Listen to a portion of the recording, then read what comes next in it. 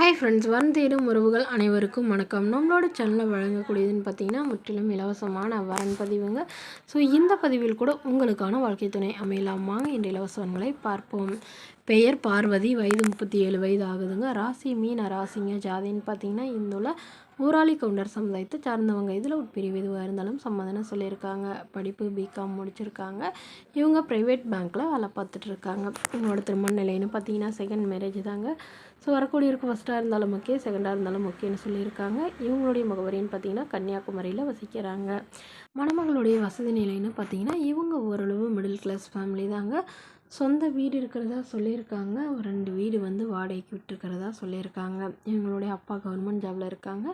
அம்மா ப்ரைவேட் ஸ்கூலில் டீச்சராக ஒர்க் பண்ணுறாங்க. இவங்களுக்கு உடன் பிறந்தவங்கன்னு பார்த்திங்கன்னா ஒரு அண்ணா மட்டும்தாங்க. இவங்களுடைய அண்ணா ஐஏஎஸ்க்கு ட்ரை பண்ணிகிட்ருக்கிறதா சொல்லியிருக்காங்க. ஸோ இவங்களுக்கு திருமணமாகி குறுகிய காலத்திலே விவாகரத்தும் ஆயிடுச்சுங்க. ஸோ அதனால் இவங்களுடைய எதிர்பார்ப்புன்னு பார்த்திங்கன்னா வரக்கூடிய மணமகன் நல்ல ஒழுக்கமானவராக, எந்தவித கெட்ட பழக்கமும் இல்லாதவராக வேணும்னு சொல்லியிருக்காங்க. ஸோ ஒரு டிகிரி முடிச்சிருந்தால் போதுங்க, ஏதாவது ஒரு நல்ல வேலையில் இருந்தால் போதும்னு சொல்லியிருக்காங்க. இவங்களும் கவர்மெண்ட் எக்ஸாம் எழுதிட்டுருக்கிறதாவும், ஸோ திருமணத்திற்கு பிறகும் நான் வேலைக்கு போவேன், இதுக்கெலாம் சம்மதம் தெரிவிக்கிற மணமகனாக வேணும்னு கேட்டிருக்காங்க. மணமகளுடைய அம்மா தன்னுடைய பொண்ணுக்கு ஒரு 10 சவரன் நகை போடுறதா சொல்லியிருக்காங்க. அது இல்லாமல் எங்களால் முடிஞ்சளவு ஓரளவு செய்வோன்னு சொல்லியிருக்காங்க. இந்த மணமகளை உங்களுக்கு பிடிச்சிருந்தா கீழே உள்ள வாட்ஸ்அப் நம்பரை தொடர்பு கொள்ளவும். அடுத்த வரன் பேர் பார்த்திங்கன்னா காயத்ரி, வயது 40 வயது ஆகுதுங்க. ராசி மகர ராசிங்க. ஜாதின்னு பார்த்திங்கன்னா இந்துல வெள்ளாளர் சமுதாயத்தை சார்ந்தவங்க. இதில் ஒரு பிரிவு எதுவாக இருந்தாலும் சம்மதம்னு சொல்லியிருக்காங்க.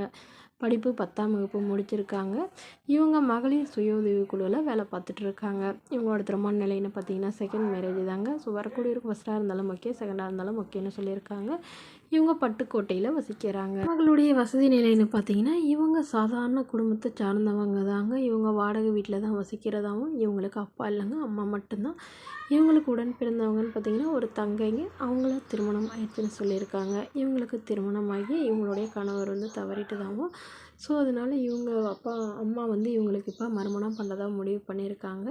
மணமகளுடைய எதிர்பார்ப்புன்னு பார்த்திங்கன்னா வரக்கூடியவருக்கு திருமணமாகி குழந்தை இருந்தாலும் நான் ஏற்றுக்கிறேன், பட் என்னோட அம்மாவை பார்த்துக்கிறதுக்கு யாரும் இல்லை. ஸோ அதனால் கடைசி வரல எங்கள் அம்மா என் கூட தான் இருப்பாங்க.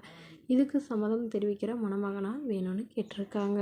அவருக்கு திருமணமாகி குழந்தை இருந்தாலும் ஓகேன்னு சொல்லியிருக்காங்க. ஏதாவது கூலி வேலைக்கு போகிறவராக இருந்தாலும் சம்மதம்னு சொல்லியிருக்காங்க.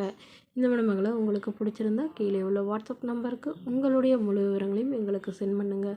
நாங்கள் இந்த மணமகள் வீட்டாருக்கு அனுப்பி வைத்து இவங்களுக்கு ஓகேங்கிற பட்சத்தில் மணமகள் வீட்டாரின் ஃபோன் நம்பர் இலவசமாகவே வழங்கப்படுங்க.